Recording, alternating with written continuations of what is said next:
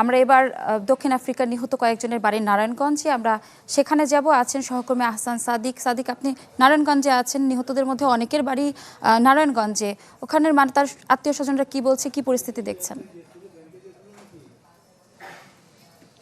ইপসিতা, আমি এই মুহূর্তে নারায়ণগঞ্জের সদর উপজেলার ক্রোকেরচর এলাকাতে আছি এবং যতটুকু জানা গেল এই এলাকারই কিন্তু ৩ জন গতকাল দক্ষিণ আফ্রিকার অগ্নিকাণ্ডে নিহত হন। এর ভিতরে যদি আপনাদের তথ্য জানাই তাহলে ফাহিম রয়েছে এবং আরেকজন নিহত হচ্ছে আপন, যার বাড়িতে আমরা নগদ নিয়ে এলো হার না মানা হার অফার।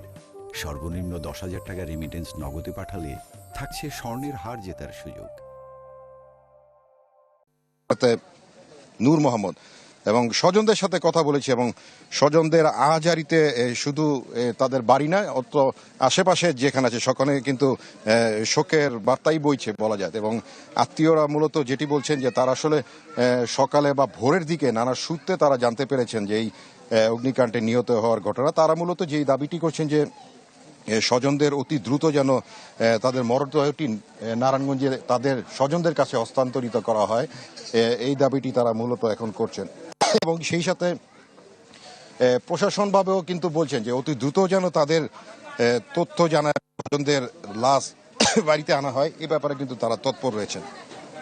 তো এই হচ্ছে সর্বশেষ পরিস্থিতি খবর। ইপসিতা। সাদিক, ধন্যবাদ আপনাকে।